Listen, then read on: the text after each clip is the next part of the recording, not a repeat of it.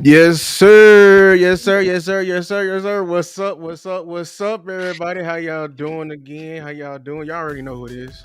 This, I'm your host Lou. We got Boss in the building. You gonna say you know some a quick hello to the people because we got a lot to get into. Let's rock. I'm ready to rock. Shout out to everybody. You already know what to do. Make sure if you're coming in to like and to subscribe to wherever you're coming from. Join the conversation. It's been a lot going on in this Cowboy streets. So I just want to just open up with this question. Did the Cowboys have a culture problem from the beginning? No, Why you say that? uh,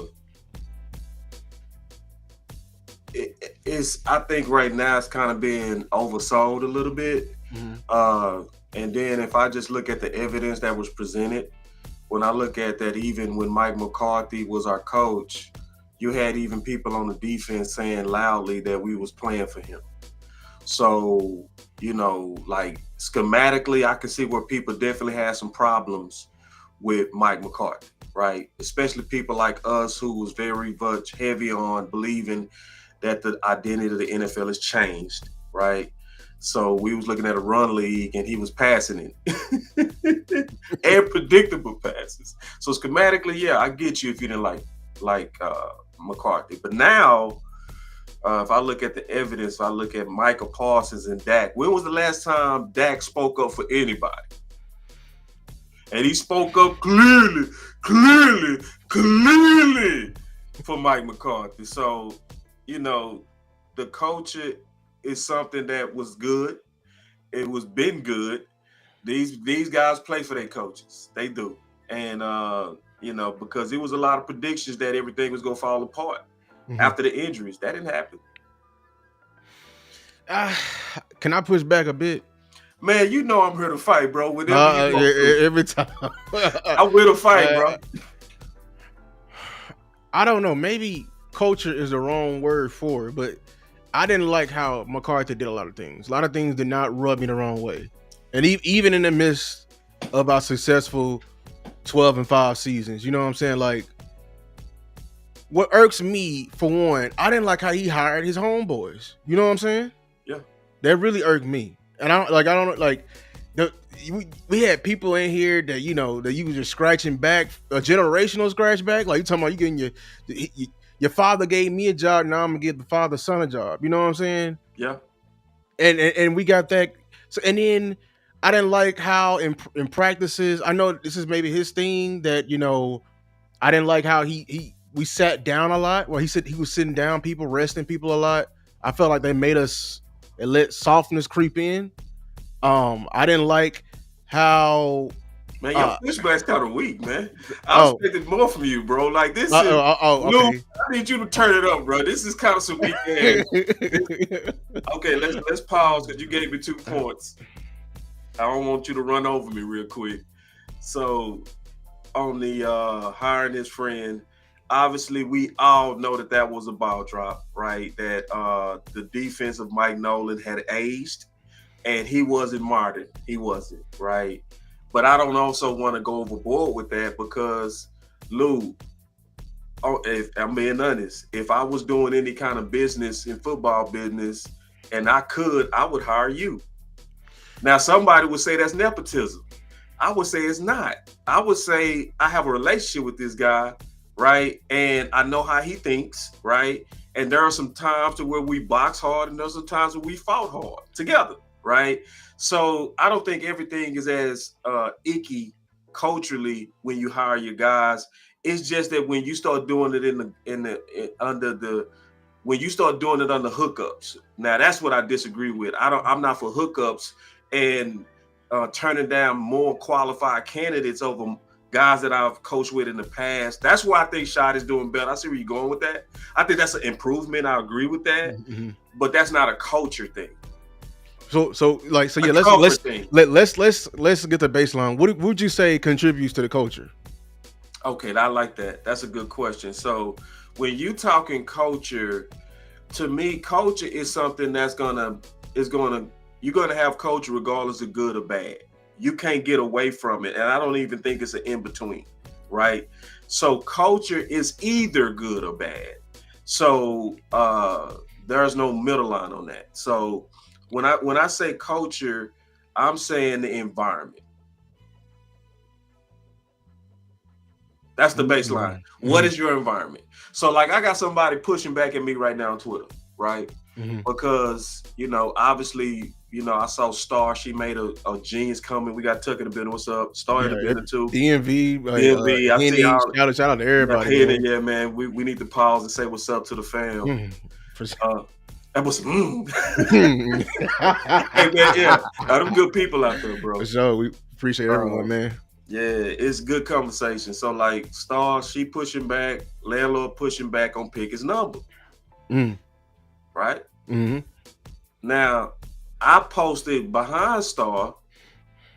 I said, man, until we get rid of this our guys philosophy, this culture shit is just talk, even under Brian. Where's some people that showed up in my Twitter, they always looking for something to complain about.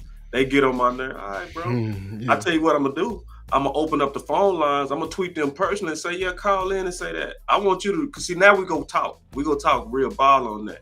So I said all that. I was long-winded to really just kind of say that, yeah, we praising Brian, but if Steven and Jerry's not aligned with him, there's no real culture change. Right. Because at the end of the day, all you doing is just putting up a little dome in the middle of a battlefield. Yeah, they battling each other. And that's what people got to realize. It's like, see, offensively, they're aligned. Mm-hmm. They're aligned. They got the coaches that they wanted. They got the identity that they wanted. Front office agrees with it. Will McClay. Everybody's aligned offensively. It's a perfect alignment. Mm-hmm. But this culture thing ain't aligned, bro. Like, so, a lot of people think we making a big deal out of this number thing, but see, there's numbers speak volumes of what they believe in you. Yeah. And it's the expectations. Like, the number one coming in was Amari. But that 88 spoke to what was going to be the see, because at that time, what was happening? Amari was cooking. It was clear. This dude, this new 88 is the baby boy. But that 88 said he's the future, though. Don't you kid yourself. See, we get it when it's drafted guys. So when I say our guys' philosophy is still trying to raise this ugly ass head, then you get the positive Pampers people. They get mad because we calling out something that's a cultural problem. I agree. I was mad. I've been said it. Y'all get mad. I got a little. I admit it's a little unfair bias towards Tolbert. I'm trying to snatch that one off Tolbert real quick. I'm like, I'm sorry. I don't care how bad you been here or how long you been here. When a big dog come through and he wants your number, little dog find a new number. That's how I feel as well. Like it's straight like that. Everybody know the captains get the pick first. The best players get the pick first. Then the little freshmen and everybody else can come get their stuff. That's just the way of order. They ain't disrespecting the guys who are here. Matter of fact, if you are a guy who's here and you one of them people, you need to be offering his number to him because we know he carries a bigger load than you. Like Pickens carry a bigger load than you, Tolbert. Which your number finna be cleaner all throughout this season than Pickens. Give it up. Like it's one of those things. Like it's a cultural issue because now we get to try to pretend to be delusional, right? So when it comes to our drafted guys, like I see people in the chat saying, right, CeeDee Lamb wanted 10. What did they do? They overrode him and said, no, sir. You're an 88. You're an 88 to us. And you're wearing that. Because it's an expectation that comes with that, right? They confuse me though with that. Like they confuse me. Like they overread that. They throw 88 on him. Yes, I know from a football perspective, you know what I'm saying? Like we got the, it's a tradition. But that was also a business decision too. It was business. It was a business. So why are we not making more business decisions now? Pickens. Right. Because see, now we don't care about our wallet? We don't care about our wallet now, Lou.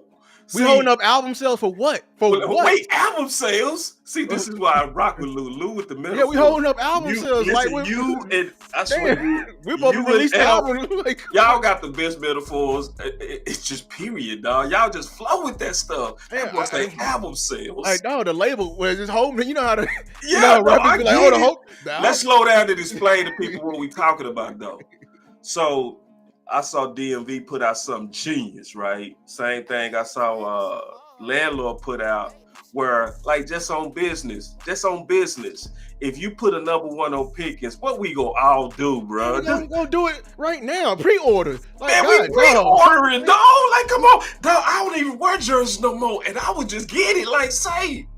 And with a ski mask, you hear me? I would even go get me some gold teeth real quick, man. I'm doing it all for the city. You hear me? I'm gonna be the whole.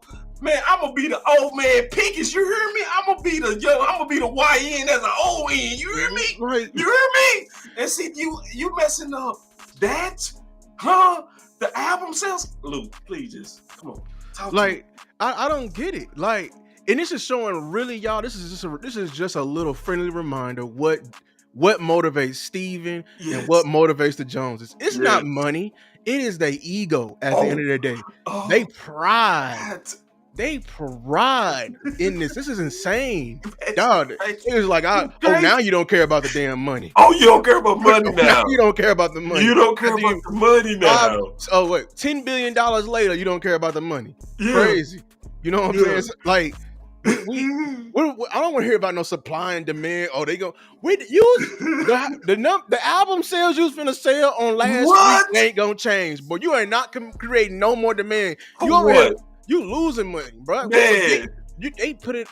You saw the. Was that real? They put it on Fanatics. That number 3. Was that real? Like, so see, people gonna be flooding to that. They may be the wrong number. What are we doing? What is literally the holdup? What is the holdup?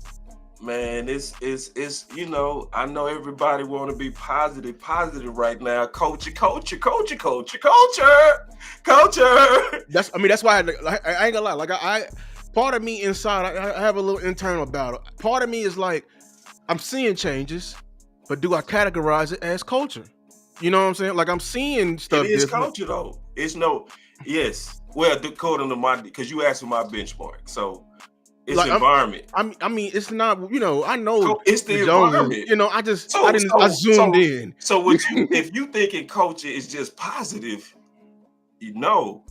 this is. See, I was gonna do a show today at 8 and discuss this, and I'm still gonna do a show on this, likely Wednesday. All right. But me and Lou, he hit me. We was like, "Hey man, what you doing?" I said, "I rock. Let's rock." And so I didn't know we was gonna be on this, but I'm gonna just say this, bro. This is the environment, and this is something that this lets us know we all still got some fighting to do. This let us know that Angie, she came up with the hashtag a long time ago. Let Brian cook. This Cowboy fans that sit on their hands not gonna get the results that we want, bro. So we got to be willing to fight for the future that we want. And see, if you fighting for the future that you want and you really fighting for culture, you should be fighting for Pickett's number. You should be fighting for him to be treated equally as the drafted guys. So I know it's some people that's confused about that. So I'm going to explain this because a lot of people don't get this. They new to my content. And they also new to like really history, right? They don't really know that there are content creators out there that's historians on culture, right? And deep dive this stuff. So on a deep dive, this is what they admitted to, Lou. They admitted to our guys. They said out their own mouth, our guys, right? So when you're saying our guys, who are they referring to? They are referring to the drafted guys, the undrafted guys, the undrafted rookies. They drafted to all the guys. That's the budget guys. That's what they mean. So when they say we pay our guys, that mean that they're trying to reap from what they watered, right? But what happens from that environment is you're automatically in culture excluding the guys that are not your guys, right? So is it a mystery that now we understand the value of Fowler? Well, why didn't we understand the value when he was here? because the our guy's philosophy was in the way. That's why we kept getting Armstrong more reps than him. And people want me to be quiet about that. No, I love my team too much to not talk about the real culture, dog. Mm-hmm. So because I care about the culture, we got to educate people of really a toxic culture that's in the midst of what Brian's trying to do. He's trying to lift the barrel over these crabs, man. We got this is such a crabs in a barrel mentality.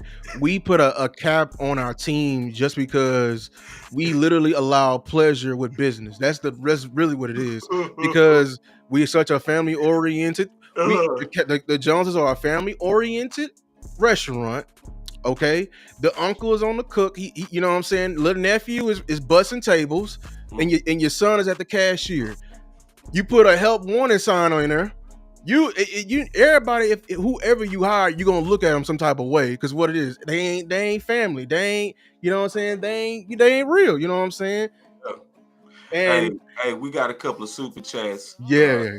Did you see it? I want to get to them. Angie said with the $5 holler, she said, only person buying a Tober jersey is Post Malone. Hey, Post Malone ain't buying that. He buying a custom jersey and he putting Post Malone on the top of that one. Facts. I bet you he'll put that Pickens on though. Oh, real. Because one on Pickens, ooh, he would turn up. Pay me the millions. Make me. They want to make everybody else in there give him a job. Give me a job. I'll tell you what to do. Get that man a rumble. We can make some money real quick. Yeah, you gonna make some money. Have a whole rollout. It's also the psychological factor. It's the psychological factor, man. You know, they had a whole rollout of Overshown stealing the damn mascot number, bro. Like, yeah, and because like we all superstitious that play, bro. And see, a lot of people don't know that part. That's a part that they think we overselling it. We not overselling it, bro. Like, why do you think Pickens said himself, oh, this is just temporary? This 13? Oh, this is not my number, dog. Because he came in and they was probably like, he was like, hey, how you doing? Here's your jersey. You know how when when you the freshman and everything, the coach give you the damn number. Like, hold on, coach. He was like, you gotta take that MF and open it like, oh, what number is this? Okay, I gotta envision myself in 13. I gotta envision myself in 65. I didn't want 65. You know what I wanted. They said Pickens wearing 3. Is that official? That's what I'm saying. On Fanatics, they're already selling number 3 jerseys, and I don't like 3. Looks better. I just want something he wants. How about that? Is that hard for me to? I wish I knew what he wants. Because I don't like us recycling ish. You know what I'm saying? 13 is Gallup. I don't like 13. Unlucky. 3 is Cooks. 3. Can give somebody else over on defense the number 3. He wants number 1. Toba, get your ass, and I do mean, if I was get your man, I'm disrespectful with it. Get up off that number 1. That's a dog number. You're not even starting no more. That's a dog number, man. Number 1 supposed to. You put number 1 on linebacker. You put it on safety. You put it on the kicker. God damn it! Hey, let me go with this super chat real quick. Man, hold on, boy. You cooking, man. So I'm enjoying this. I'm really having fun today. Hey, also beautiful setup, man. Your setup look good. It, man. Yeah, hey, y'all see Lou on these upgrades. Lou ain't playing. I'm trying. Hey, shout out to my brother. He's looking good, Billy Ray. Looking good, Valentine. Hey, that's from Trading Places. That's a classic movie. Listen, if y'all don't know what Trading Places is, all of y'all tripping. I swear to God, it's a timeless movie. If you don't know about that, just go check it out. You're gonna appreciate boss. You're gonna be like, all right, but what my boy Super Chat said, my eyes ain't good right now. So like I said, I love that we have content creators that have an independent thought. Every new head coach is headed as changing the culture. Yeah. New car smell. He's right. Thanks. Yeah, we do. That's why I like part of me want to lean in, you know what I'm saying, to it. The other part of me, and it's some good things. We ain't gonna act like he's not. We'll talk about that. He's doing good things, but it's new car smell, bro. Yeah, you know what I'm saying? Like, the reason why I'm hesitant to lean into it, because as soon as ESPN started talking about it, I'm like, okay, you know what? Let me lean back. let me lean back, boy. Like what my boy Martin said, hey, let me lean back, cause God, dog, hold on. Too many people know about this word right now. They just pushing it. And then when they pushing it, they just trying to hype you up so the harder you fall or the fall. Yeah. You know what I'm saying? So I had to. I'm ready for the pullback on them, because see, that's what's gonna happen, And I'm just kind of floating through this period. This is a time where a lot of people feel pressure. But when you're a football person, there's no pressure. This is what I mean by that. Like, it's so much to talk about, but people call this the dead period. You know why they call it dead? Because they wait on something to break the talk. I don't have to wait for nothing to break the talk. It's plenty to talk about. It's plenty of things to work on. There's plenty of competitions to look at. There's plenty of options that we still should be shopping for. Like, no, content don't stop because they stop. Right. No. We make the news. You understand? Positivity stop. That's what it is. Oh yeah, no. You know what I'm saying? It's just a new drug on the block. If you oh no, that's the thing. If you ain't got new is where you just kind of that's the drawback. You over here waiting for the new and waiting for it. It's the high. It's not. You know what I'm saying? You chasing it. You can just sit back and just wait. We got to get to stars. Yeah. All right, let's talk about this. See, because the tone of how we talking about it might make people misunderstand that we don't see the benefits of what Brian is doing. So I'm gonna do a whole show on it, because the in depth what he's doing is actually implementing what's called a care culture. Okay. Yes. It's a care culture now. Yes. And so I'm gonna talk about this imbalance, and I'm gonna elaborate this when I do my own show on this. This is the balance of it. This is not new. This is something that a lot of corporate companies do. This is a corporate strategy to where your better leaders and your better trained leaders do more than then dictate expectations. That you get another level of performance generally in people that follow you when you do little things to show that it's not just business.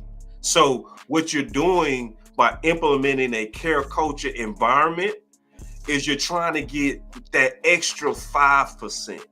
This is not something that's going to make an extra 20 or 30%. This is going to be for the game of inches it gave you 10 of. You see what I'm saying? So I don't want to oversell it or undersell it. It's a very good thing in which he's doing, and where you're actually making where guys know each other, have relations with each other. I have relations with you. That does not mean I'm not going to get in your grill.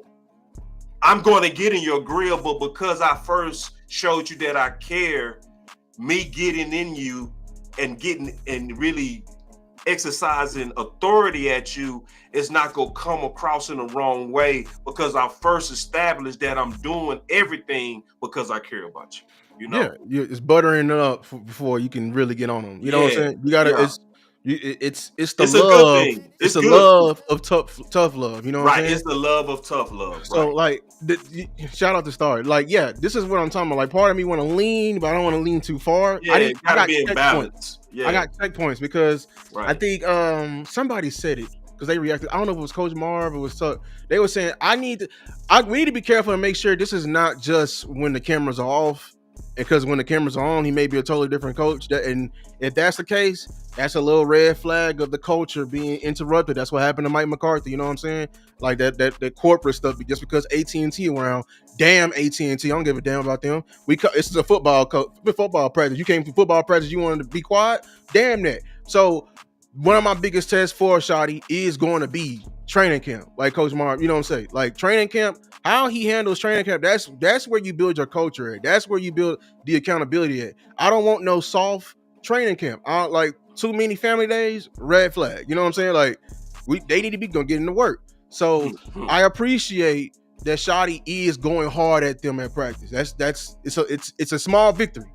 Let's see if you can continue to do it, even in the midst of it. Like if we get our ass whooped by Philly, or you continue, you know what I'm saying? Or are you going to continue to do it, and are the players going to continue to receive it? The thing about a care culture is there's no turning it off. Let me get to a super chat and I'll talk about it real quick. You see Angie Super, what kind? She said no positive pampers. Y'all continue to do y'all own thing, bringing balance to the community. Got to bring balance to the force. Yeah, and this is that time of the year that I'm gonna just be honest. Like my type of style of content is frustrating to people who want to just feel good. If you just want to feel good, I will agitate you. And it's more so because I'm trying to get a championship. So you're gonna look under every rock, right? You're gonna look at anything that can be in the way of the championship. Versus some people, like Tuck said perfectly, they put their blinders on. They like, let's roll. Let's just roll, yeah. And I'm like, we got some work to do. Like, and so when I start talking about the work that we need done, that frustrates people. So, and you get a lot of people that want positive Pampers right now. A lot of our fans want to hear nothing but the best. They want to hear we're getting ready to win 6. That hey, is nothing in the way. We gonna, Dak is gonna take us there. That's what they want to hear. And you're not gonna just hear that from me. You gonna hear from Lou and me and others.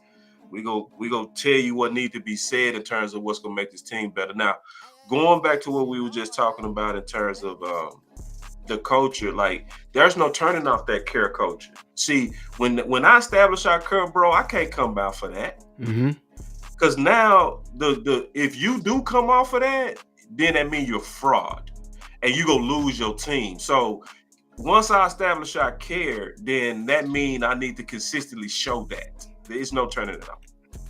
Yeah, it's a little layer for me. I'm sorry, y'all. Like, I'm here in Dallas. Like, I care about this team. This is religion, damn near here. Like, I'm sorry, I'm not. I grew up as a young Cowboys fan. I never seen none of the greatness. All I seen is mediocrity. So just me accepting it when we almost there. No, I'm not Exactly, gonna. bro. I'm not gonna accept that. No. No. Like, you need it. You. It's just like my coaches got on me, bro. Like you right here at the end, and you just gonna quit because you at the end just cause tomorrow is not promised. Next year ain't promised. Like all these people got on this team is not promised. So no, go if you're gonna go all the way. Either do or don't. Nothing halfway. Sorry. Like straight up. Like fill in all the holes if we right here right now. Don't go in like like no, I don't want to hear that because you had all the money right here right now. Ain't no excuse, and you can make money. So like I'm just not a. You can't bullshit me. That's it. Don't bullshit me. Right. You can do anything to me, hurt me, all that, but please don't lie to me. Yeah, that's don't all. play with me, man. Don't play with me. Like straight like that. That's all. I want too much for this team. Yeah. But Tuck said the problem is we're not hearing football culture changes. Hearing football culture changes. Somebody jumped off sides. He jumped them, not paintball. Oh, okay. He wants to hear like things on the football. Yeah, he's tired of like, oh, what's in your cup, type stuff. I understand that. You know what I'm saying? Yeah. But I mean, it's new car smell, like Tuck said that earlier. And I'm not gonna be mad at people that's loving the new car smell. Y'all enjoy that, fine. We all like the smell of a new car, right? I'm not gonna kind of steal that happiness from people right now. I'm gonna just try to stay focused, like what Tuck just said, on what's the also other important things, because his coach is important, and I think what Star said is important also in the chat, where she said he's trying to get guys to play for each other and really become a brotherhood. I could just also say this. There are certain things you could do culturally to make me care more about the guy across from me. Like that paintball stuff, campfires, that stuff bonds you, bro. It really does. Like, I was in an entrepreneurship group, and we always had something at the end of us when we were seniors called the retreat. So it would be where we would go out to one of these multi-million-dollar entrepreneur houses, right? And we would have a retreat, fires, talk about life, talk about all them. Them people, my friends to this day. You feel me? Because of the what we did during those intimate times. So, but I still, like I said, that's not gonna really, really cause us to win a championship. That's just gonna make us better. Yeah. At the end of the day. And I'm also say this, that also does not mean Mike McCarthy was doing a bad job. What we actually looking is just an extra effort with Brian. It does not mean that Mike McCarthy was a bad leader. And it also doesn't mean that Jason Garrett was. In terms of men respecting them and wanting to play for them and having a vision of what they want for this football team. This is just a care culture. That's what we doing. Now, who I want to really get behind this, who I honestly don't think is all the way behind this, is front office. See, this is the problem when we're talking about culture. Is you really truly not aligned right? See, we talked about the Pickens number. The ultimate test is to go be like what Tuck said, the football culture, outside the stuff and discipline and people getting in trouble, stuff like that. That's gonna be another thing. But also fairness. See, that's what people sleeping on too. We got a long history of our guys' philosophy stuff, and if you pick them, you gotta play them stuff. See, we got a longer history than this new care culture stuff. See, this care culture is new. That our guys' philosophy is old and it's been lasting. So there's a tug of war that we will have to watch, and we will have to be on the right side of it. We got another super chat. Yeah. Stargazer. She said, Dak did say Shotty aired out the entire coaching staff at practice because he didn't like what he was seeing. But yeah, we in a wait and see. I like that. You know what I'm saying? We in a wait and see. We in a wait and see. We are. But hey, these are small victories. They do add up. You know what I'm saying? They going into the bank. You feel me? But back to what you were saying. Yeah, you're right. The main thing we're going to persist, hopefully, is the competition. He's going in there. He's that's a trigger word. He keep bringing up competition. We really gonna have to see if competition really gonna persist. That's it. That's the culture you want to see. Yeah, like if he wants, if like Awesome Richards is beating Tyler Guyton, make the move. To see, that's what you want to rip. That's the culture you want to see. Because that's gonna bring out dogs. That's gonna bring out killers. See, we starting to get into the show I was gonna do. This is what you really want to see. Is Schoon making all these improvements? Not Schoon, I'm sorry. Ferg, Span. Right? Span.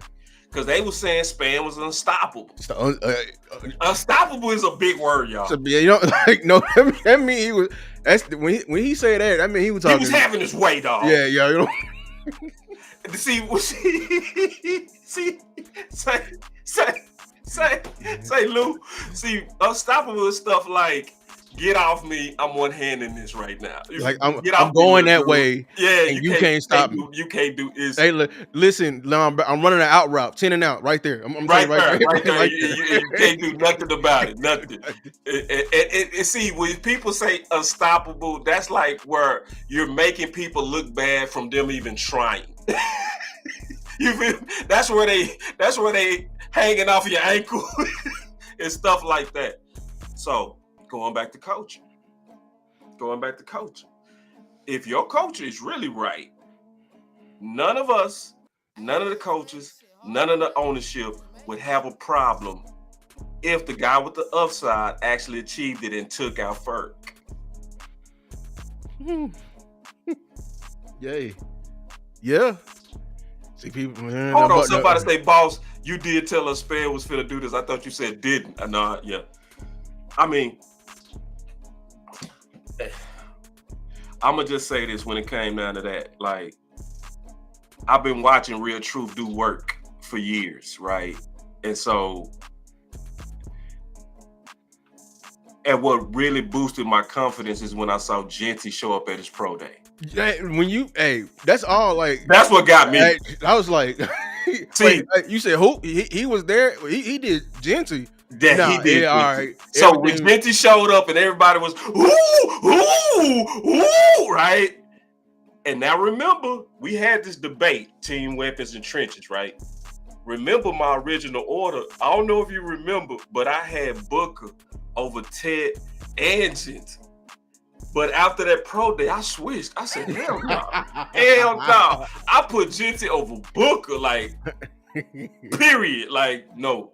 And so that's when after that pro day, I'm like, yeah, he ain't making it us. So this is what I'm telling everybody about Span. So, and y'all heard Real Truth come on sometime. Y'all hear how Truth is. Truth is an old school kind of coach. He go talk that shit. He not gonna baby them dudes. He'll tell you like he the type I'm just being honest with you because I want people to know what they get if he train them. He the type that'll tell you to your face you acting like a hoe. Like he'll say you acting like a real hoe right now, bro. Like he'll tell you ain't, See, he one of them that's gonna really get like the best out of you, even if he piss you off, right? So I'm knowing real truth that type of dude, right? And he told me, he said, and he came to me about it. I didn't go to him and ask. Cause see, when I talked to real, I was like, listen, bro, I don't like talk about or know what's going on until you tell me. So he said, hey, bro, you know this dude named Span? And I was like, yes. Yeah, I was big on Span, right? So I'm chilling. And he said, bro, he working with me now. I said, okay. Then he said, I like him. I like him slide. And see, this coming from a dog trainer, right? And I say, why you like him? He say, bro, he gangster slide. He gangster. And he say, I tried it. He checked the fuck out of me, bro. And I said, and he that type of dude that you go to war with. And see, he ain't knowing that I'm over here like, right? So I'm over here like, and I'm already knowing Span got this upside. And then he said this to me. Now, this is a guy that trained multiple All-Pros. Okay, so All-Pros ain't new to real truth. Okay, Chris Harris, them to leave them.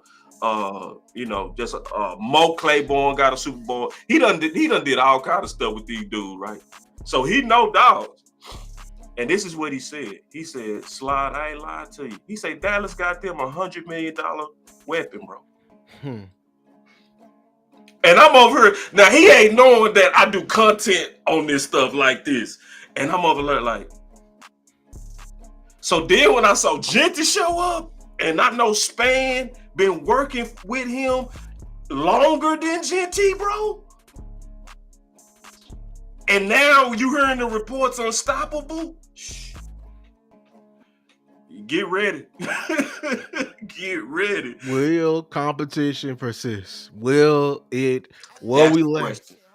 let it ride out? I don't care about no seniority. I don't care about what you've done for me lately. Because at the end of the day, some people had. This is my thing. Reason why I'm at this point. People may, you hating on Ferg. I'm not hating on Ferg. Ferg, you've been here for what 2-3 years now, and I'm all about making an opportunity when you get it. You feel me? Like, right. Like, and at the end of the day, you play a position that is easily replaced. Like, it's been easily replaced since we had Witten. We've been having them come in here like this, like clockwork. So I'm looking at you like, I know you was hurt last year, but listen, man. Like, only time I don't like somebody that's depending on a guy in order for them to go off. So no, and it's not even that. I want the best person to play, regardless, even if it's my favorite player. Like, straight up. Yeah, exactly. I mean, and I'm not even that out on school. So you got Span and you got Schoon. Like, who I'm expecting, like that tight end room might be super dope. That tight end room might be a. It should be. It should. They have what who we got on the outside. Man, they gonna have ample opportunity. I will say that they will have ample opportunity to eat. So we gonna see. But I'm not gonna be looking at the highlight plays. I'm gonna be looking at the dirty plays. I don't give a damn about no damn catches.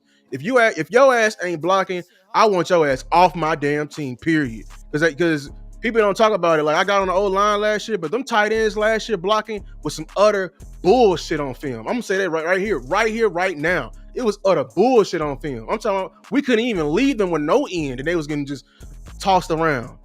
Seeing them block and seeing Tober block was some of the most disgusting things I ever seen on film. Can you show Bernard Fields' comment? Let me see. Bernard. Yeah, where he say so he can be a better Gronk. He talking about Span. I would say I said my comp to Span was Jermichael Finley. When Jermichael Finley matured and he became a real weapon for Green Bay, and just a guy that was a mismatch nightmare for linebackers and safeties. That's what Span is to me, but more physical. So Gronk was a playmaker. Like, Gronk was, Gronk was a dude that's like CeeDee Lamb. It ain't pretty, but he gonna win. Mm-hmm. You know what I'm saying? Like CeeDee Lamb like that. Now Span gonna be pretty with it. Like Span gonna be one of them that he big, but you gonna see that wiggle. Yeah, he gonna It's get gonna by be you. like, He gonna ooh. run by you. You know what I'm Yeah, saying? he gonna do stuff like stiff arm you, and you know what I mean? It's gonna be Yeah. like athletic stuff, right? So that's what I'm preparing myself for that. Like throw that thing in there, Dak, and watch him go, ah. You know what I mean? Like go get that thing. So like our offense, I think it'll be fun, bro. Like It is. talk. It We is. gonna have fun, bro. It's gonna be. I'm not worried about offense. Nothing needs to be added to this. Well, take that back. I am wanting to add in one position, but they need to. It's gonna be fun. Yeah, It's gonna be fun. But that's why I want them to fix this RB position and really like not f around with it in preseason. Like we need to be really figuring out who's who, like at this running back, because like I said, I don't want it to be where we get to the finish line and we almost there. I don't want to wait till we in the thick of it, into the thick of it. No, like I said, you have all the power and all the autonomy to fix it now. Don't wait. We got somebody else, Chris 214. Chris 214, my brother.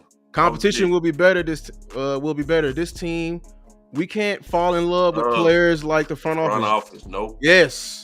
Leave check your emotions at the door. Check it at the door. Yep. I'm sorry. Like I can't wait. No favorites, dog. No favorites. This DN room, it's gonna be great. This DN room gonna be some dogs, y'all. I'm telling you, and I like some dogs. I like them personally, bro. I like that room. I like Fowler, dog. His daddy be in here, bro. All of them. I can't have no favorites even there. We're finna see the best Sam ever, and the best Sam ever gonna elevate this room. Yes, because competition gonna persist in there. Man, you know that what I'm saying? DN room. Ooh, we mess around, go have the best DNs in the league. Matter of fact, ain't nobody close to us. Who close to us in terms of defensive end talent? It ain't a now team even close. Maybe Houston. No.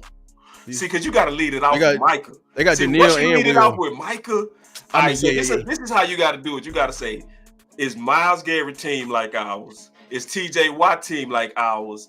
And is like you got to look at people that start with Michael level. You feel me? I'm gonna put some respect on the Steelers, boy. They got some edges, man. I know we don't know their name. I might have missed them. What they got? Remember they got. But like Watt. us, they got Watt. I know they underrated. They got Watt. Herbig was he killed us. Remember Herbig? He killed us. He was DN number 3. Number 2 didn't play. Number 2 was really their sack leader. He started with an H. I think Giants. Somebody said the Giants. The Giants. The Giants are like Giants. Yeah, that's a good one. That's a Giants. But I still don't think the Giants us. When I'm saying, they got 3 of them though. They got 3. But see, we got 6 of them though. What you mean? You mean? What? And they got a hold on now. They got some. We got about 5 of them though. They got some we don't got. What they got? They got a dog in the middle.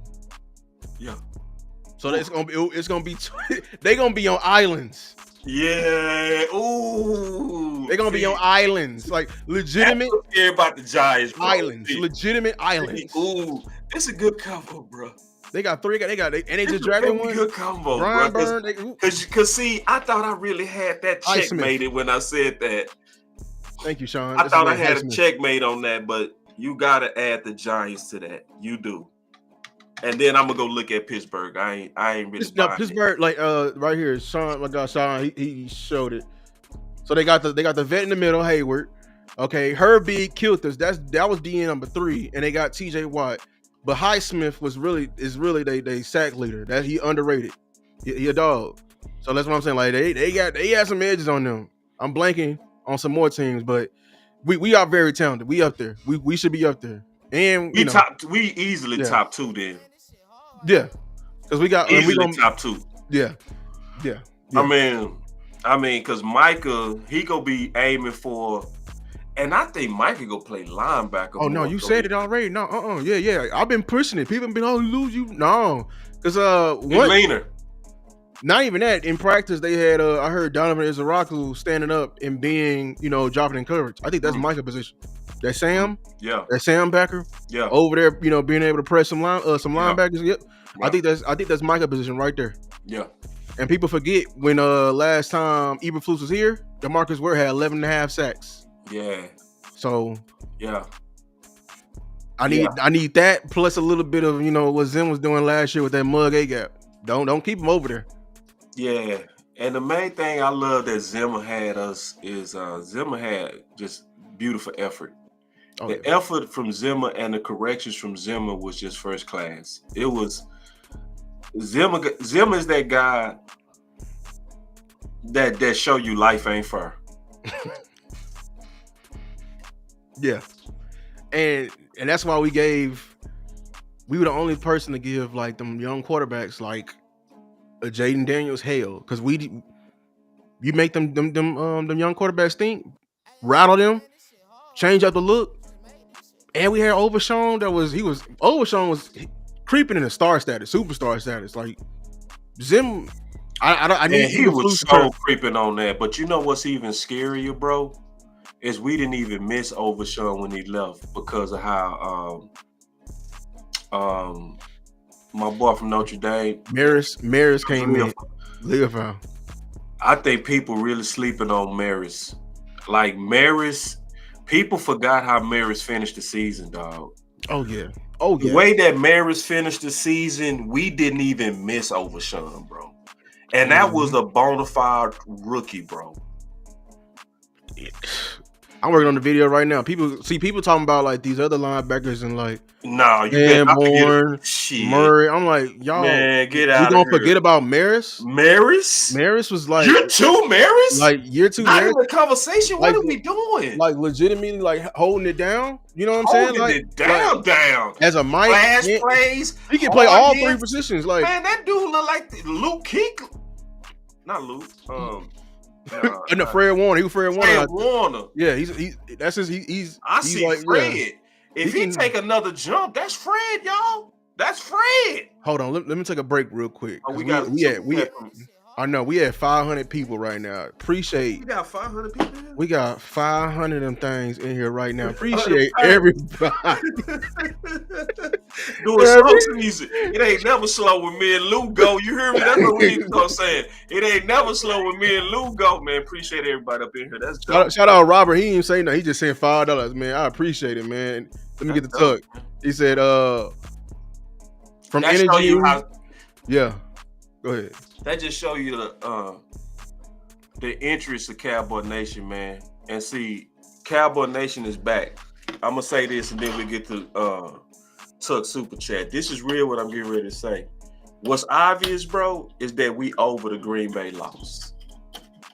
It's over. Cowboy Nation is back, bro. They have forgiven the Joneses. They have moved on, bro. That anger shit over. It ain't nobody mad no more, bro. We try to get boys back to the days of being angry because it got us a lot. Boys like, I don't want to be mad. Man, what Tuck say on that super chat? Go ahead. He said, from energy and relationship standpoint, what does Shotty bring? Dan Quinn didn't do that already. DQ got criticized for being too close, but Shotty don't.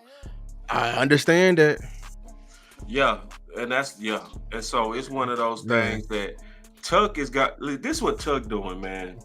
Tuck connecting them dots is like, and also like Tuck, one of them dudes that be like 6-7 months, sometimes 2 years ahead. You know, and I'm with Tuck because it's the cycle of coaching. And he really just saying like, listen, y'all, all of y'all that love him, you gonna hate him. And guess what? You're gonna hate him. Because guess what? Every one of y'all who loved Mike McCarthy coming from Jason Garrett hated him. It's a few that didn't like him coming in. I genuinely believe Coach Marv never liked him, right? Genuinely. I believe he's researched him and and I felt like he has his hand on his pulse. I have no problems with that because he always stuck with that. But the 99% of people loved him and then changed him. We wishy-washy. We are. Wishy-washy. We are. And guess what? the same things we praising him for now, we gonna use against him later. That's what They Tuck be trying to like, prepare oh, people for. instead of going to paintball, you should have been painting some damn Right.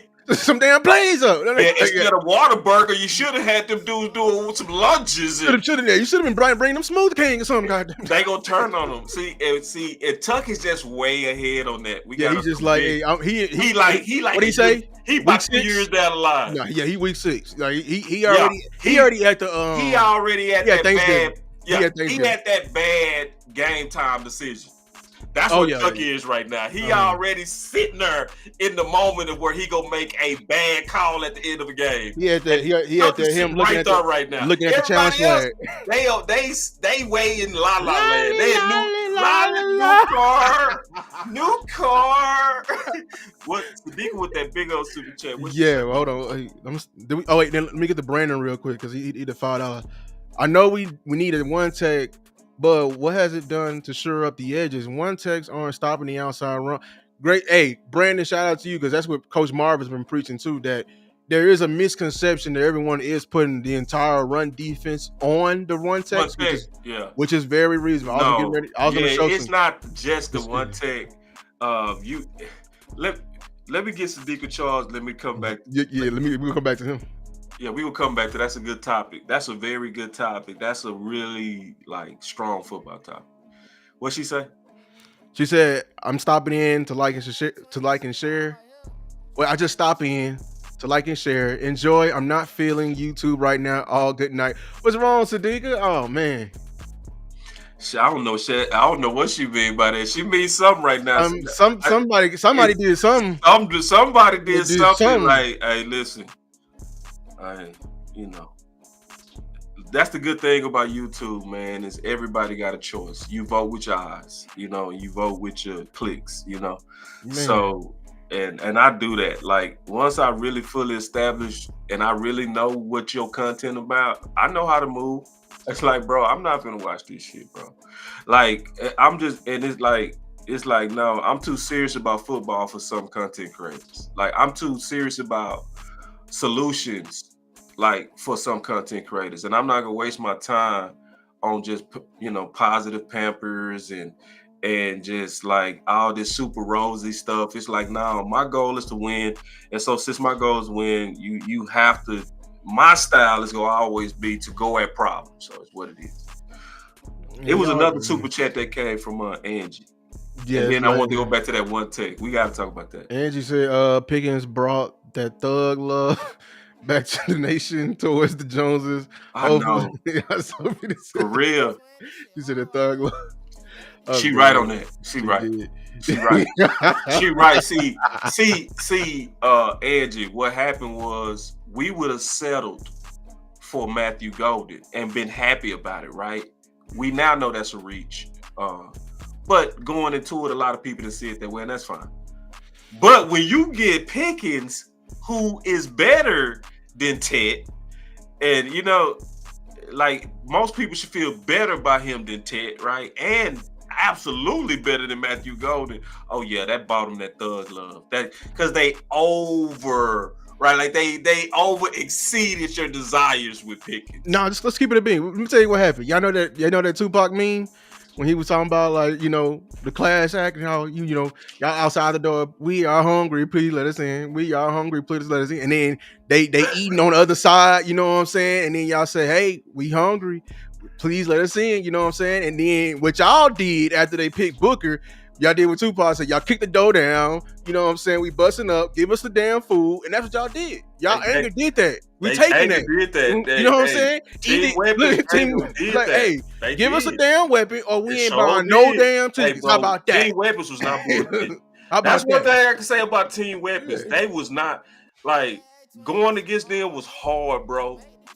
They was smart, mad, and relentless. They was not playing, bro. Y'all kicked it down the door. I'm talking about, man. Y'all in the door, dog. In the door. Team Weapons weren't playing. They was just eating. You know what I'm saying? And y'all had ramen. They fought everybody hard, bro. Me, you, anybody about that. They got it. Yeah. Shout out to my dog Rome. Yeah, shout out, man. My dog. OG Rome. That's who was fighting us too. Oh man. Hey, Rome told me after the first fight, I love this, bro. true story, bro. After the first fight, because we didn't know that fight was gonna take off like that, right? So we just had a straight up. This is a real squabble. So we in the squabble. Ron hit me. He say, "Boss, man, I was yelling at my phone." I said, I thought we was gonna have. I thought that was gonna be one fight. Shit, we'll run it back, and we kept running that thing back. Just different fighters, you know. It's not even that. Like, tell them like we were fighting right on camera, and then 4 o'clock in the morning, 5 o'clock. People on the East Coast, man, we and people didn't know is them fights would start early in the morning. Early in the morning, we would have early. Them fights was real, dog. Like they was but that's what a war room is, man. And shout out. That's exactly we need to do that every year. Like, and this is where Tuck was right, and this is what will make the space better. Too many people like to do content with people that think like them. Like I want to talk to somebody that think different than me. You know what I'm saying? So, like for instance, Coach Marv, he don't really believe we need the one tech. That would be a great show. Be like, no, we gotta talk about that. You know what I mean? Let's talk this out. You know what I mean?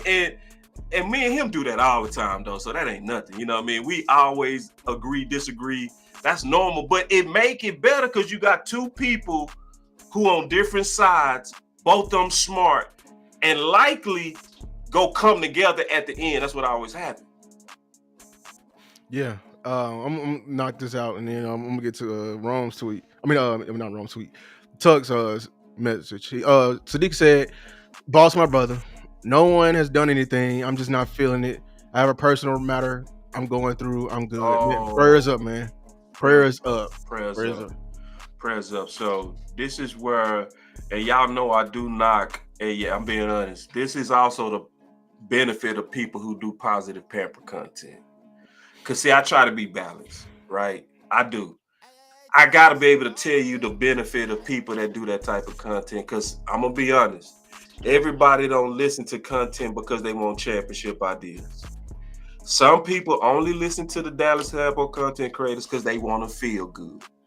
So, like for instance, I cannot knock the man who said that they was listening to Mark Holmes to get off drugs. I just can't knock that man. Yeah. This man called in to Mark Holmes and said, I want to thank you because I was using your content as a way to have therapy to myself. So like, now, if, and I say to that person, if you listen to me and I made you want to get on drugs, don't listen to me. Don't listen to somebody else. Because I'm going to stay on solutions, bro. I'm not going to change on that. You know what I'm saying? But shout out to Sadiq, man, and prayers up. Yeah, this is a good segue. I'm gonna play this video for us. We're gonna pivot. You already know I'm gonna pivot too once you hear. We're gonna pivot. Yeah. Improve. You can always improve, but we can't bend on playing hard. And it's a consistent conversation from the first week in training camp until the week of the Super Bowl. Run to the ball, run to the ball, run to the ball. And I'm not talking about just like, pretend like you're running to the ball, like sprint to the ball every time till your lungs are on fire. Go back and do it again. We're attack front. So what you've seen from us in San Fran and with the Jets, we're attack front. And I want those guys to play on the other side of the line of scrimmage and get after people and play hard. We want to play hard, great effort, great violence, great pass. We need explosive athletes. We need guys that are change the line of scrimmage, and they're great versus the run, and they also affect the passer. So those are the biggest things that we look for in those, just these explosive athletes that play on the other side of the line of scrimmage. So I wanted to point out, hey, shout out to everybody. If you haven't, make sure to check out the video. We had 9.6, really put my heart into it. You killing it, man. I'm trying. Hey, no, let me pause you real quick. I'm gonna tell you, man, Lou, you doing great, bro. And I'm so thankful that you somebody that's really all about winning, bro. And I just really appreciate that about you, and that you also have the old school spirit of the space. Like, the space was built on showing your work. The space was built on real answers. It's starting to morph a little bit, but you still are one of the ones who gonna show you work, show you receipts, make your case, speak with your passions, and you gonna hold to what you really believe is best. So shout out to you, bro, and keep doing Man, good, man. appreciate it, man. And you making fast upgrades. That's the thing I like about you. You know, a lot of us take about 6, 7, 8 months. Lou be doing something doper every 2 months. It be and it be little stuff, but it be doper. It be like, damn, that B-roll was way better than the last one. Yeah, I'm Oh, trying. that thumbnail is a little good glossier than the last one. Oh, that camera, it was 4K. Now that whole look 12K. I appreciate it, man. But I really do. I appreciate y'all guys like you, guys like Tuck, guys like Rome, Big Time, everybody who came in this thing before me, man. And they laid out the foundation. Shout out to all the content creators, Henny, Star, who else is in here? I'm blanking. Wrong. DMV, wrong. I said wrong. Everybody, man. Shout out to everybody and shout out to all y'all. Yeah. But listen, the reason why I brought this up, Right. there's another fight. We need to get back angry. I need y'all to have that Tupac energy. We need to kick down the door again. Because it's June 2nd, goddamn it. Right. It's June 2nd. Like I said, you can only bullshit me for so long. You suffice me until June 1. It ain't Sunday no more. So we came prepared. No, not me. I'm gonna keep it being with y'all. This right here, I don't like. This right here, my right here. This that column on the right by the DNs, that D line behind Mozzie, right there is Right. where I want to focus our energy and why I played that clip. See, I think people got us misunderstood, boss, when we say They do. bring in the one tech. Yeah, First it's a of lot all- of misunderstandings. Let's slow it down. Let's slow it down. First of all, I want to say this. Cowboy Nation, all of us, me Yeah. included, front office, coaches, players, you, and the fans, we don't understand the nose tackle position. I'm going to keep it a bean with y'all. What I've been hearing in these streets, when it comes to, and I used to be on this side, when it came to evaluating this guy right here on the front line in the one tech, nose tackle, Mozzie Smith out of Michigan, when it came to evaluating him and what I was hearing in the streets about this man, and the reason why I heard some people would say this man is not a football player. I heard this man say we gave him 2 years, he ain't did nothing. My thing is this position takes the longest to develop. I don't know how to say it to you any better than this. It's technique, it's coaching, and it's not even that. Just look at on the other side of the line of scrimmage. Cowboy Nation, we ain't had stability at coaching in 3 years. We had 3 coaches in here for 3 years. 3 different coaches at O-line, 3 different coaches at D-line. And both of your trenches have been affected. So if you ain't taking it with the offensive line, why you ain't giving Mozzie any credit? Mozzie's been dealing with 3 different voices in his ear. I'm not here to talk about Mozzie because I think Mozzie's going to have a big year. I'm talking about the guy behind Mozzie. Why am I talking about that? I played it for you. This man said he want these guys running till their lungs are on fire. And then do it again. And then do it again. Over and over and over and over and over to you. I did this for the show with Aisha. He ain't talking to the DNs. DNs, they skinny. He ain't talking about to the corners, they skinny. You know what I'm saying? Little bitty people. You know what I'm saying? He talking to them big boys up front because they don't like to run. He want them guys to run. So if them guys gonna have to run every time, what is that gonna tell you? I don't care how much shape your you're in. rotation is majorly important. Your rotation is majorly And that's what important. a lot of people not understanding.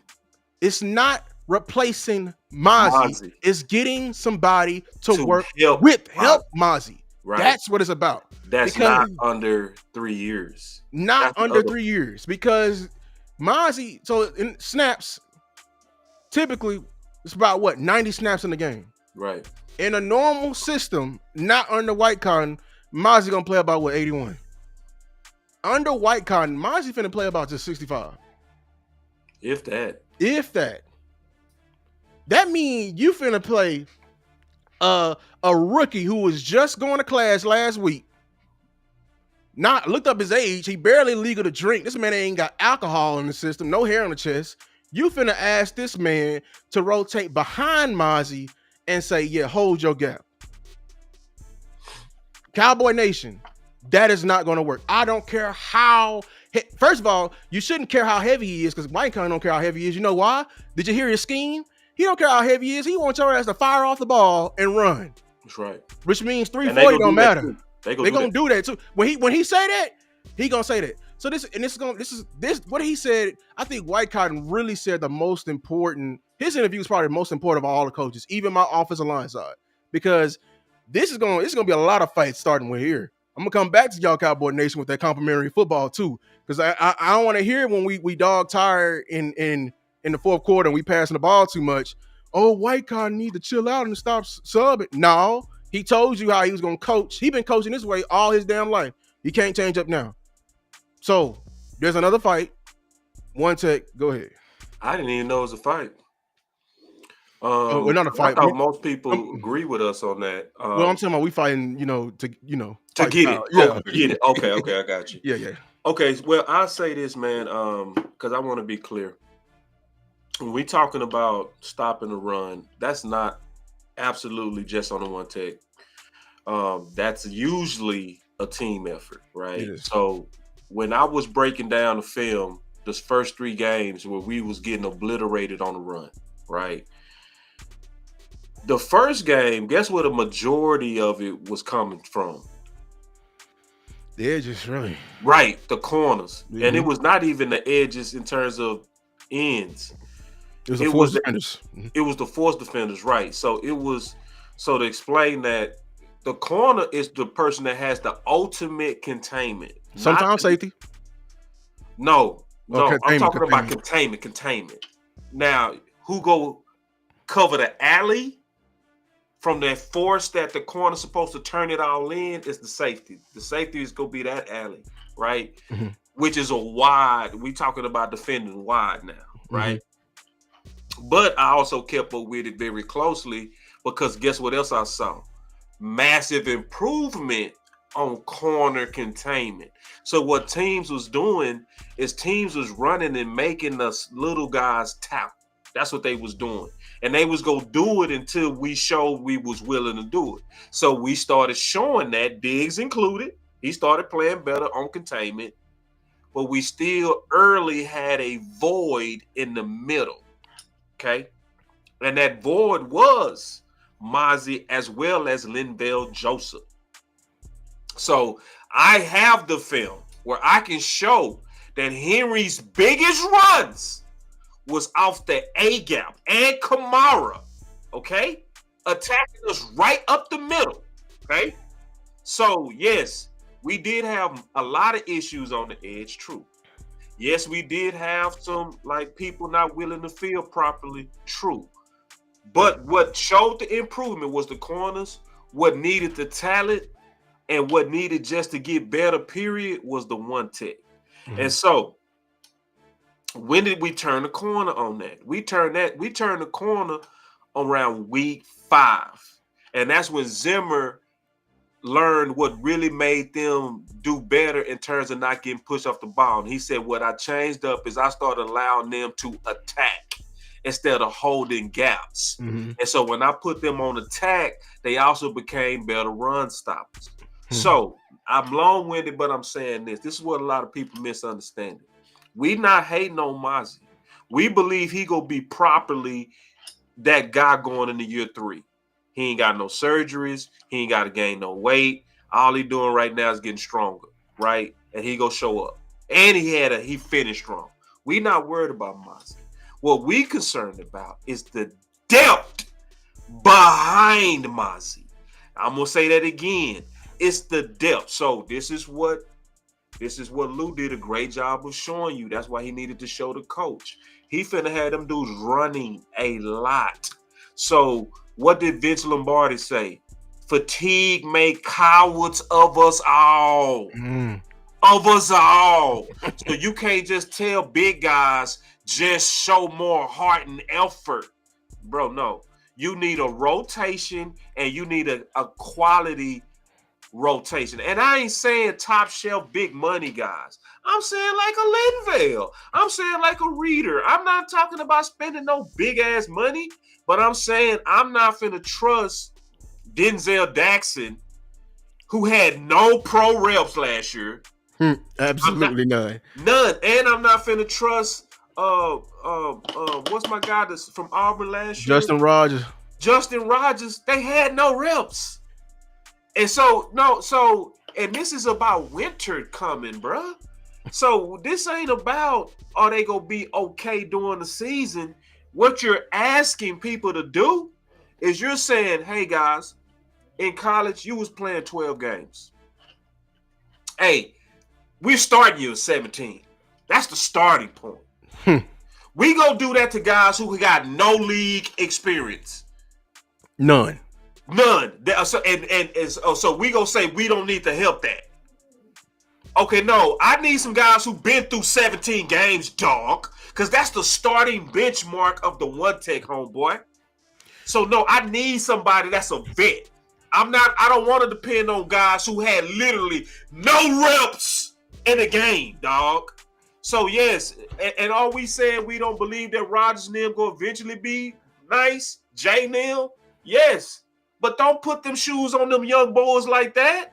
Hell no, bruh. That's Stephen Jones thinking. Stephen Jones think that there's not one problem that can't be solved with a draft pick. This is the one that you cannot solve with a draft pick, dog.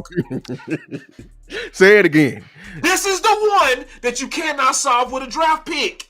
If you pick a draft guy, you're only going to disappoint yourself to think they're going to be able to sustain the long haul body punching of trench warfare for 17 games plus winter, which is the playoffs. Are you serious? And we asking for a young dude to do this. We asking for a young dude to do this when the league is now a running league. So guess what you go run into in winter, dog? Philly. Go ahead. Kansas City. What you think they gonna do? Detroit. What they gonna do? I can keep going. Yeah, they gonna run at your ass. Green Bay. Green Bay gonna go right at your A-gap, dog. These offensive, I be saying this and I be funny, but these offensive linemen ain't playing with y'all. They will put you on your ass and lay on your. They will they will block you past the ground. They don't care. They don't care. My own coach said, if my little cousin line up out there, you run his ass over. They don't care that he's a 7th rounder. He's trying to get it. You asking you asking Landon Dickerson. Peanut butter, Landon Dickerson. That Landon Dickerson on Jay Toa. He was going off on the college offensive line and starting offensive line. Say that last part. You asking Landon Dickerson, who we see twice a fucking year. Twice a year. You want to see him in winter. Peanut butter on peanut butter on peanut butter. Did you see what he did to Mozzie as a rookie? He was holding a first rounder with one hand. And he really did that. I'm not playing when I say this. I'm not joking when I say these offensive linemen are not playing with y'all. Ass Mozzie with one hand, dog. One hand. Now he couldn't do that year 2 to Mozzie. He needed both. He needed both year 2. Well, year 1. So if he did Mozzie like that, what are you gonna do to Rodgers? He did this and looked at the coach. He looked at Stoutland like this. Yeah, he really did that, bro. I swear to God, if we put where my boy Henny, where Henny at? Jay from UCLA.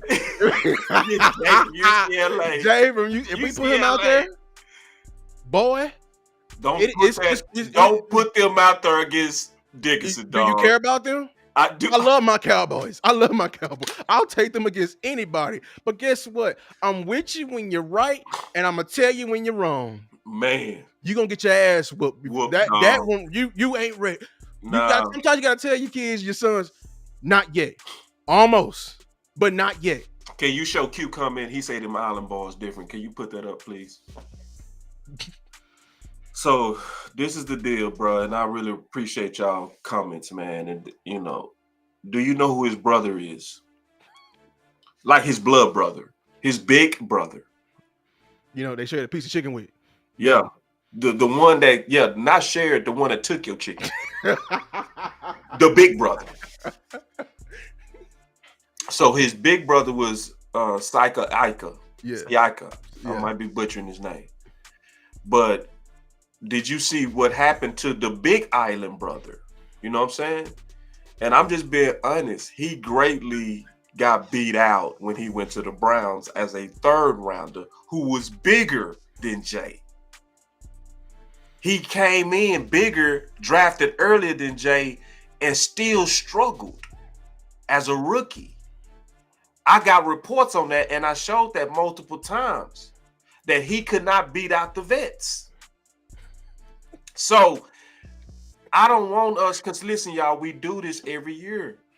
And I'm trying to get us off of that. It's like we do this every year. Every year, bro. Like, think about, we literally every year. It's not them. It's not them. It's us. It's not them. It's us. It's us. It's literally It's us. literally us now. Okay, what did they say with Tristan Hill? What did they say with Tristan Hill? Ooh, They say he was gonna be instant, didn't he? instant. What did they say when they saw Neville Gallimore run that 4.79? Ooh, Woo! They said he different, didn't he he? different. Was he different though? No, not as a rookie. He was a different So- skin tone. Yeah. So what happened when they got Quentin Bohanna? Big Bo. Was he different? No. So was Mozzie different? No. So And that was a first rounder. Like you, And that's a first rounder. We didn't win every round. we don't win every second, first, third, fifth, sixth. We going the wrong. We going the wrong way. Sevenths? We going the wrong way. We going the wrong way. Turn around, big fella. Turn around. We need to be going back this way. We need to be heading back this way. Y'all, let me Turn around, big fella. Turn around. Turn around. You heading the wrong way. Let me tell you how rare this is, y'all. Because I think this is why y'all don't understand the position. Everybody y'all known today that y'all be like, oh, why we can't have them on my team? The first 2 or 3 years, you didn't know about them. You know they got drafted. You didn't know about Quentin. You didn't know about Dexter. These are the known D tackles of the league right now. Yeah. You didn't know about these guys. You didn't. Now you're one.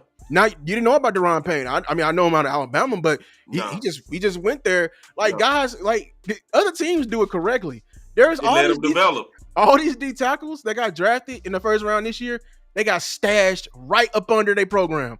Like what's the name? Went to out of your guy out of Ohio State. Went to Detroit. We ain't finna see him. We ain't gonna see him.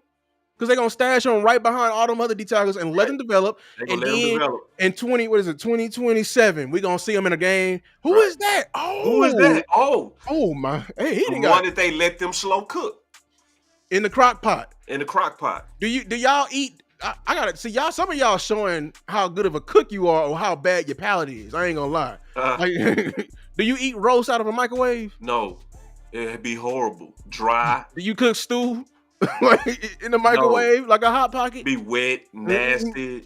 It's food. It's food, It's boss. food. I'm cool with it. No, but And like, and what we trying to do is we trying to break people out of insanity. See, the literal definition of insanity is doing the same thing over and over, but expecting a different result. We are literally around the 7th time trying this. This is like the 7th time we've tried this. So it's like, it should get frustrating after a while for somebody to come to me and say, but this time, boss.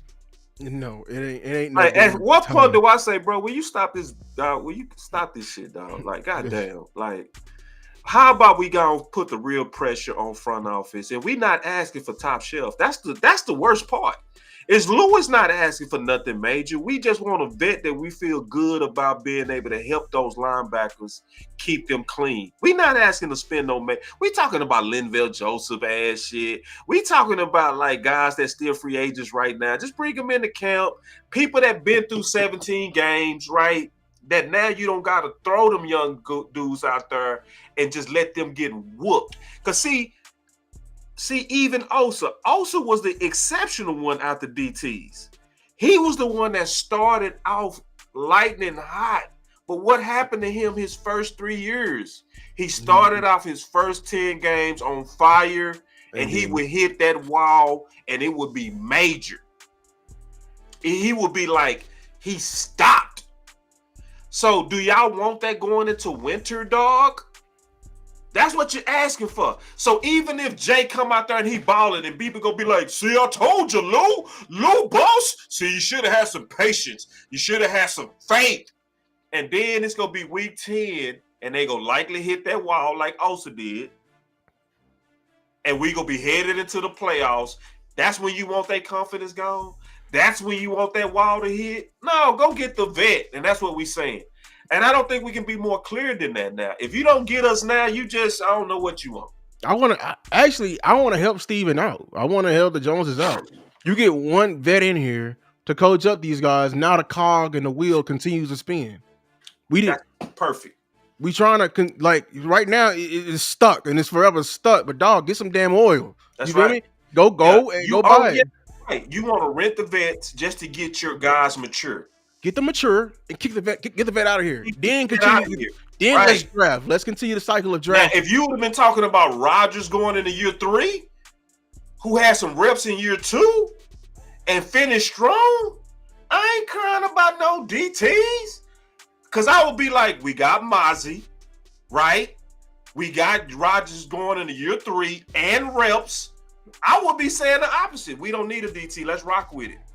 Year 3 is the magic year for them boys. I ain't worried about DT right now. But see, we don't got nobody like that behind Mozzie. That's the problem. We don't have that. We only have guys with no reps behind Mozzie, bro. And y'all telling me to feel good with that? Well, I don't feel good with that now. And then guess who else didn't feel good with that? Zimmer. Zimmer came in saying I ain't like this. Exactly. He came in the door saying we need more big guys. He did. He said it again. They asked him another question. Do you think shit? He said, do you think Scheme gonna do it? Shit. He went out the door saying it too. He was like, I wish I would have did things my way. Right. So it's one of those things to where it's obvious, man. If the guy that was coaching them guys said, I ain't finna trust these rookies, why would I? Why would I? Why? Why would I? Like, ask yourself that, man. Why? Why? Why would I? It don't make sense. It makes zero sense. We paid him all that money to coach them, and he's saying, nah, this ain't it. And you gonna be like, yes, it is. Damn, y'all sound like Steve. Y'all last name Jones, man. That's what it would sound like to me. Like, y'all got jobs, right? Like, this is literally just like this. You got hired for a new job. They put you with somebody they just hired the week before, and then they just hired somebody else the week after, and they said, yeah, you need to do this by this job, by this deadline, and we expect it to be done right. Right. At this point, it's just a blind leading the damn blind, and y'all all gonna get fired. Right. So, like, it's not on the job training if it ain't no damn vet. Yeah, I need that vet, dog. We need a vet. You need somebody to coach them up now, too. Now. And don't get them in training camp, bro. I mean, don't get them doing preseason. See, that's what they did last year. And you saw you got what you paid for. Starts. And they had slow starts. It's like, nah, get them dudes in the beginning of the camp, bro. They big boys. Yes. Did you hear your coach? He wants them. He running. Wants them condition running. Nobody. Right. If I ain't got to, I'm B. Let me tell you right now. If I ain't got to run, I ain't running. Right. So you going to get somebody and expecting him, hey, you got to be in Aaron White cotton shape. That's right. Get them in camp now. Get them in now. Let's get them working out now. Right now. Running gas. I'm gonna tell you what Dallas wants to do.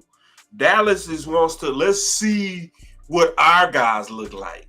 See, they on that. Mm-hmm. So, and when they on that, what they saying is, well, we gonna have to wait till the pass come on. We go also want to maybe see a couple of preseason. See, that's what they're on. So they don't have the same urgency that I have, right? So, and I'm not over here still blaming the one text if we get ran on early. But I also don't want to see us get blown off the ball like we did with the Ravens and the Saints through the A-gap. That wasn't just the edge now, because I broke down every one of them. See, I broke them games down. I did it in the public, too. So I ain't making that shit up. I can show you the 3 biggest plays on Henry came straight off of Maz's ass. And yeah, I'm talking about the 60-yard runs. I ain't talking about them edges, because guess who was hitting us on the edges? The quarterback was hitting us on the edges. Yeah, sure. The running backs were hitting us on the A-gap. And I got that for sure. I can show anybody that doubt that. I will show you that, dog.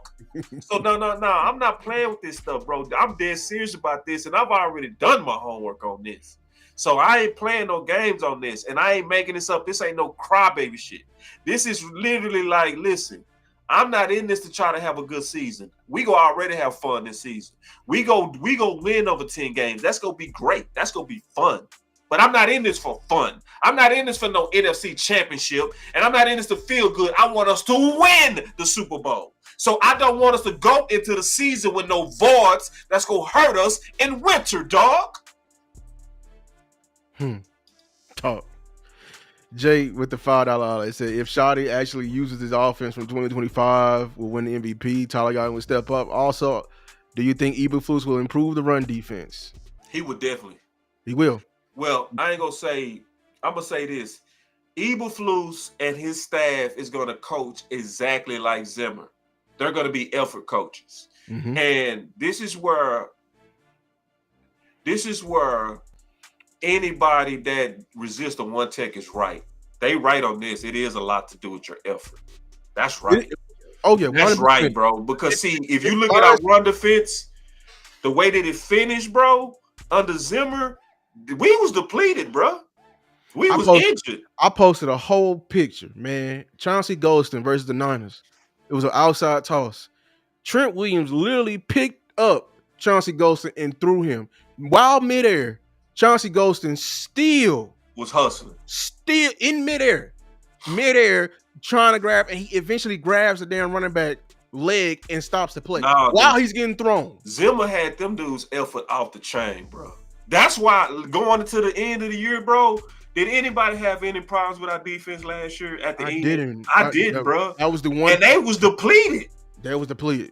Completely depleted. That was the one. Hey, I was like, yeah. Their effort was outstanding, though. Their discipline playing together was outstanding at the end. Now, and then I ain't never seen Eberflus have bad linebacker play in my life. Ever. I don't know what happened in Chicago. I ain't looked that deep, but I sure know he had none with the Colts. Edmonds was good. You know what I'm saying? Man. I tell you like this. Eberflus, when it came down to linebackers, boy, that dude he's a wonder worker, brother. Hey, actually, I'm working on a video right now. It's a combo. We give Eberflus all the credit. We're gonna be Eberflus all that credit, but actually it's Eberflus and his lieutenant, because he's been with his lieutenant ever since he been here in 2011. So I know that.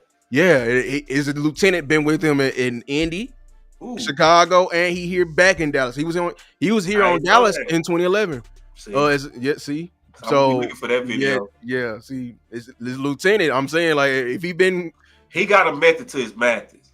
But see, I'm being greedy, y'all. My goal is a championship, bro. My goal is not to just have a good time. Like, that's why some of y'all go hate what I'm saying on One Tech. Some of y'all go hate what I'm saying on culture. You hate it because you want to believe that shit, we ain't got no problems and you just ready to roll. Well, I'm gonna open up the phone lines the next time I go live. If you got a problem with what I'm saying, call in. I'm not gonna be mad at you. I'm not gonna be mean to you. What I want you to do is when you see it, because I'm gonna make the case and I'm gonna show my receipts. I want you to jump on the right side of lobbying for what's best for your team instead of lobbying for like positive Pampers. Because I see that's what a lot of people really want to do. They want to just be positive. So I aggravate them around this time of the year. I really do. Because I'm not happy and I'm not content and I'm not over here like, oh yeah, let's go. I'm like, let's go. But I want to get all my troops together. I want to get all my bullets in my clips first, bro. I want to have all my grenades on first, dog. Like, I want to go to war to win. You hear me? I don't want to just go to war to say I enjoyed that. We killed some people. That was fun. No, I want to win this whole thing, dog. So if I see anything that's in the way of that, I'm talking about it, bro. There are no moral victories in war, and that's everybody who preached some positive stuff. Oh, they got us Pickens. They ain't never got us before. Damn that! They should have been got us that. We were owed that. We were owed that. You were owed a weapon, team weapon. You was owed a weapon. You was owed that. You been owed it since Dak got MVP. Well, he was MVP runner up. Should have been got it then. Right. I don't care. Like, we get it now. You never got rid of it when you got rid of Amari. You had it then. You should have never. You got rid of it when you chose your guy Gallup over the bastard Amari. And there's people right now think we ain't got that problem. It's like Pickens really got to fight over his number. This number. That's what we doing now. So this is the talk I'm talking about. Did Mike have to fight over his? No. Matter of fact, I'm gonna show y'all, bro, because I still got the clip. You know, I got the receipt. They asked him. You know, they asked him, "Hey, Micah," when they drafted Micah, they asked him. They said, "Hey, man, Cedric Wilson number 11." You know who spoke up on that? We gonna change that. Jerry. See, it's all did Micah have a snap yet? Mike ain't had a snap in 2 years, actually. Yeah, actually, that was one. Snaps. Yeah, one person said that we didn't need Micah. If Micah would have played, Micah never would have failed to you. But that Micah didn't play. That was Kobe year. They took that 11 right off of Cedric, who was an established veteran and balling. Is Cedric? But we protected likely Bell and Tolbert. No. Come up off that, big fella. Go find another one. Go. You. Shout out landlord. That boy landlord said y'all only printing 2 jerseys. Your mama and your sister is the only one that did, and it was for free. Shout out landlord for saying that. No, you ain't gotta buy back no jerseys. Nobody wearing that, man. Like. So, but I will say this, man, because my nose been running, bro. Yeah, we finna. I gotta conclude it. I'm gonna have one of the moments where they were like, "Eee!" They're like, bro, Lou been watching me over sniffling. He ain't care. He like, just keep talking. Just keep talking. Like, Lou don't care nothing about your boy, bro. He just all about this content. I'm over sniffling. He don't care. This fan in my face and bad mistake. I can't even see the. No, honestly, I got a fan in my face, and it's getting to me right now. But I'll say this though, just to recap everything, just briefly and fast. Culture wise, the war's not over. Okay, I know a lot of people thinking that coaching starts with Brian. It don't start with Brian. Coaching starts with Jerry and Steven. That's where the real coaching starts. So they need to align on that better. There are some fights in that. Competition, they need to align on that better. So I'm gonna do a future show on that. I'm gonna like to do that show and go in depth on Wednesday. But I think everything else that we covered was absolutely necessary, bro. The politics of Pickens, the real true need of one take. I think we got a chance to clarify that other people didn't really understand where we was coming from. If you really, really listen to the meat of what we're saying, you should get us now in terms of why we see it as urgent and maybe you don't, right? In terms of one take, So the Cowboys got some things I still would want them to do. I still want us to be pushing these ideas. Shout out to the community. Because I see everybody doing a great job. I saw DLV doing a great job on the Pickens thought. When he put the poll up, very genius by him. Tuck, what he did in terms of the video that he did, highlighting that, a lot of us are really just trying to get us not allow the plane to crash. And all of us sounding the alarm together is a loud call. And I know that us fighting this fight together on one tech and any other need, it's going to get addressed. Because, see, when we divided, when it's team weapons versus team trenches, it's a dope show, but it's not as effective. It's more effective when we all together, dog. Like when we all really seeing it and seeing the problems and attacking it together. Content creators and the fans together is unstoppable, and every one of our ideas will get implemented for sure. And that's my final word. Yeah, my final words is I'm seeing what Shotty's doing, but it's all about your boss creates the environment. That's right. And everybody knows this. That's true. How you love your job 9 times out of 10 is how good of a boss you have. That's right. So that's right. Everybody boss right now is the Joneses. That's right. And if they want to create a good environment, it's gonna be it's gonna be up to them. If they're gonna let honesty and true values persist, it's gonna be up to them. Shout out Skywalker Steel, man. OG. If they're gonna truly let these guys fight it out and actually put the team first and actually, let these players fight it out to the death, metaphorically. You know what I'm saying? Right. Yeah. It's gonna be up to them. If they're gonna put their pride to the side and forget the dollars they just spent and just put winning first, it's gonna be up to them. That's right. You see it Y'all see it right now. I know it's a small little battle, but with this number situation, they can be sitting on a mini gold mine with the Pickens number, and they still ain't put it out. Which means Crazy. At the end of the day, It's about them. People make time for what they want to make time for, man. People prioritize what they want to. At the end of the day, so take that nugget from at you. Man, hold on, bro. We got long Sky. Wait, goddamn, bro. It's getting going too far right now, bro. You know what it is? It's dead period. We know all the people working. Ain't no way we got all these killers in here, dog. I ain't never had this many killers come in one spot, bro. Jesus Christ. I'm talking about all the killers up in here today, bro. I swear to God, bro. This has never happened, bro. I ain't gonna get too cocky. I see what's going on. It's just slow. Everybody taking a break. They like, y'all the dumbasses working right now. Oh, God. That's all good. But no, we gonna keep working. All of us. Shout out to all of y'all, man. I see you got Sky and Law at the end. That's dope.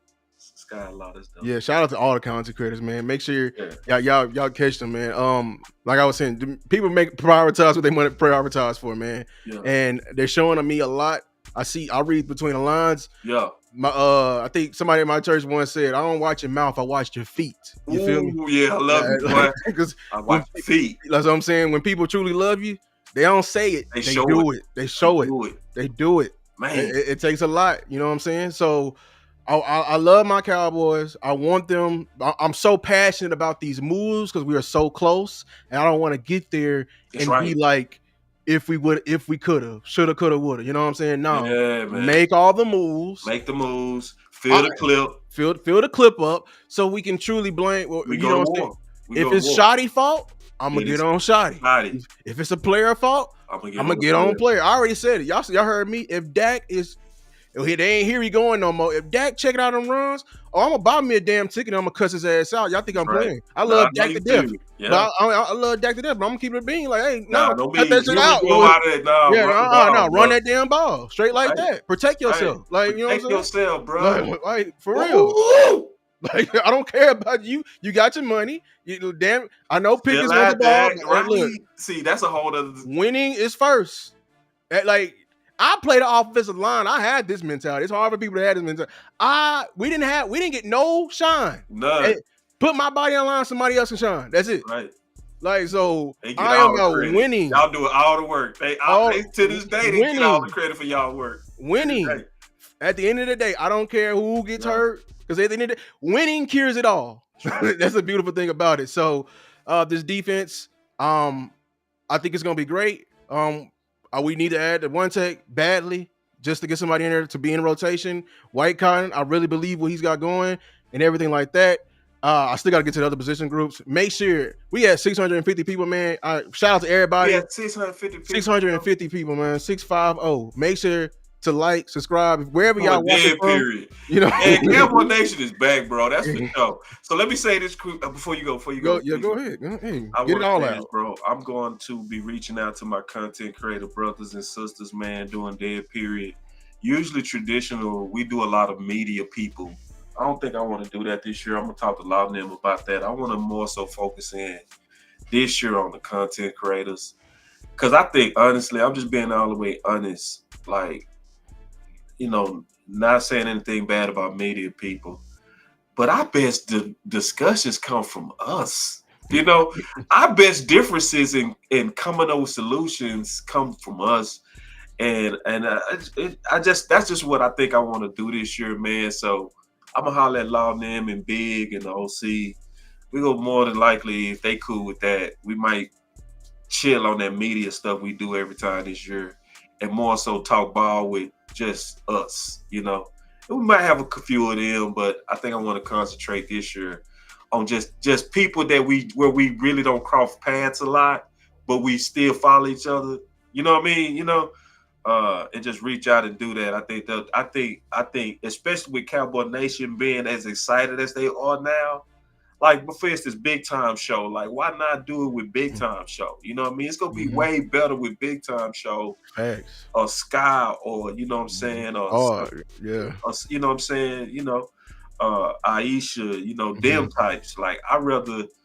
So I'm gonna put it like this: I'm gonna reach out to people that's either both or just us. That's how I think I want to do it going forward, man. That's truly my final word now. I promise you. No, you good. Hey, everybody who's not watching, if you on my side on No Balls, make sure to like and subscribe. Turn on notification bells. You heard him. He's gonna get ready to do some shows. Turn on the notification bells. I got some dope shows coming, so you can know. You feel me? For make real. Sure, subscribe. Me. I got a video coming out this week. Linebackers deep diving into it. I gave a little bit away. I'm gonna check that out. See, I didn't know he had he had a little million under him, bro. Eberflus got he's the whisperer, but he got a little lieutenant that he been keeping with him. They've been holding the clipboard ever since he was first here in Dallas, and he's been with him So I'm just saying, I love patterns. Yeah, that's all I'm saying. I love patterns. That's what patterns. He may not get no credit. He may not be the master. Eberflus may be the architect, but damn it, he the engineer. You feel me? So look, we appreciate y'all, Cowboy Nation, man. We done did an hour and 41. Hey, until next.